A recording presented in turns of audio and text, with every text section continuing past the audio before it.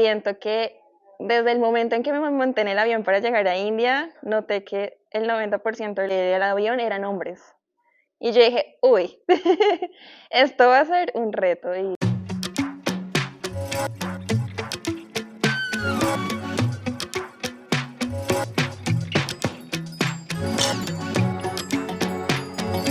piensa en una acción que repites todos los días.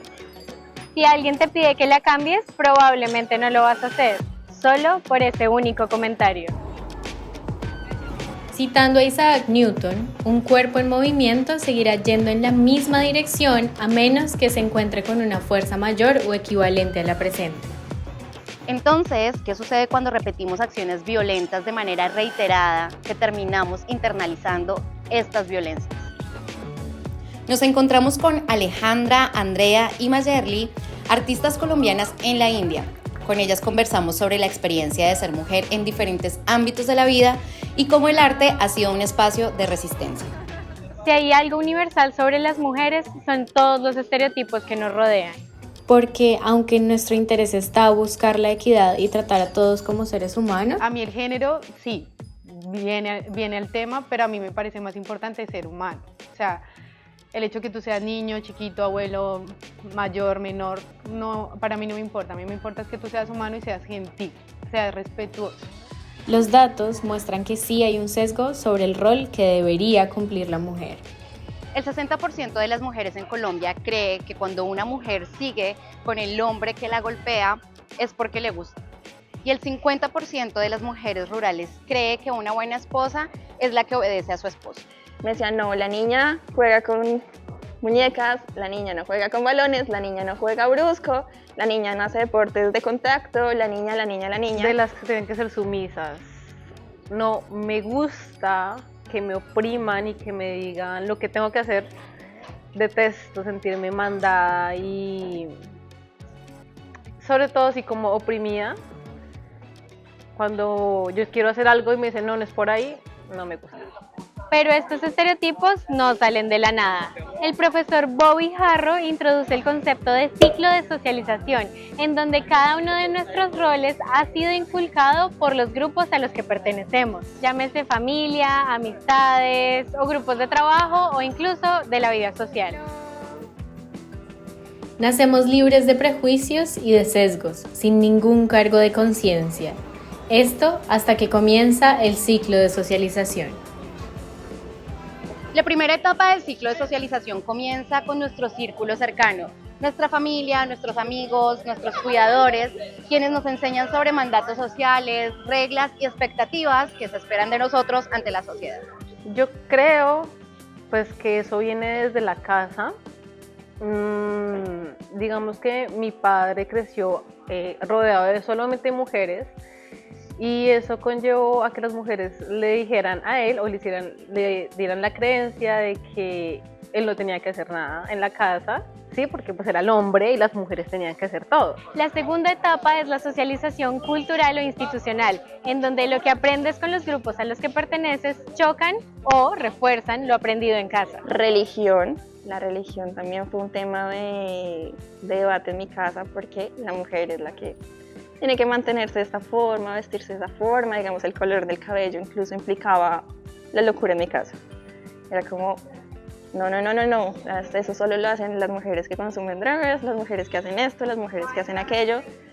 A las socializaciones le sigue la tercera etapa, los refuerzos, en donde el sistema beneficia a quienes replican los roles socializados y castiga a quienes luchan en contra de este. Una cosa es lo que entendemos y lo que nos han enseñado desde la biología, pero a la final todo tiene mucho que ver con la sociedad y cómo nosotros nos educan y nos encasillan. Entonces yo siempre les decía, existe un determinismo biológico que es peligroso, que ustedes no tienen que creer que lo tienen que hacer. En India, la Corte Suprema de Justicia se vio en la obligación de sacar un manual para hacerle frente a los estereotipos de género, cambiando palabras comúnmente usadas por otras antidiscriminatorias o no violentas. Los refuerzos junto con las socializaciones resultan en la validación de conductas violentas en la sociedad. Y es muy fuerte cuando se trata de una mujer que cumple con los estándares de belleza de la sociedad. O cuando se es una mujer extranjera o migrante. O artista. O mujer colombiana. estamos propensas a cualquier tipo de violencia o discriminación de toda índole. Yo creo que en el arte he vivido bastantes cosas, demasiado. A tal punto que le tengo miedo hasta las entrevistas porque siempre termino llorando y sí, mi vida no ha sido tan gratificante en el arte, pero amo tanto esto que literalmente han vivido muchísimas cosas buenas y muchísimas cosas malas. En el centro del ciclo de socialización se encuentra un bloqueo y es el miedo que nos enseñaron a tener. Sin embargo, pese a la tendencia, también existe un camino hacia el cambio, a veces inspirado por las personas a nuestro alrededor. Yo creo que básicamente el espejo familiar de ver de que mi mamá era la que se quedaba en la casa o mi abuelita fue la que se quedaba en la casa.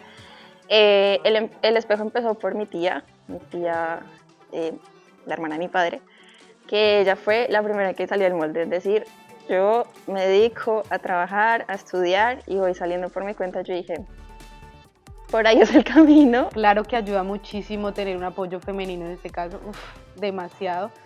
Y en todos los aspectos es muy bueno, social, artísticamente es interesante, la verdad.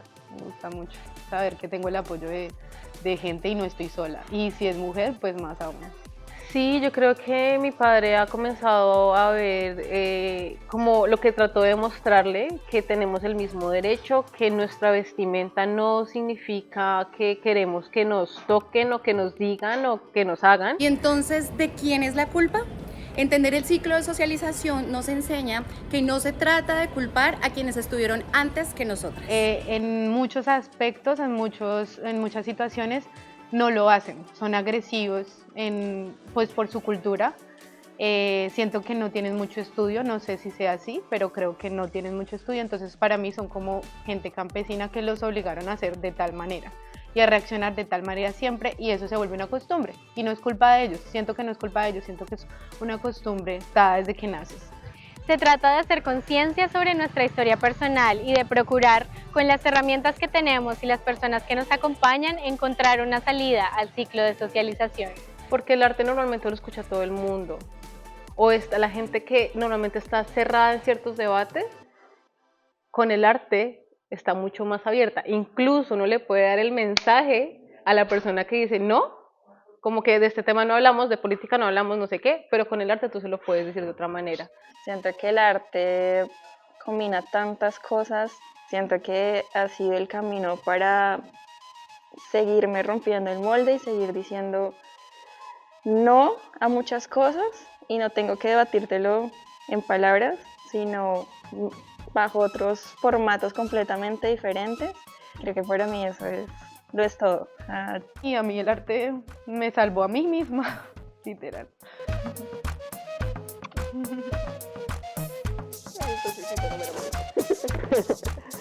Para construir paz, somos capaces.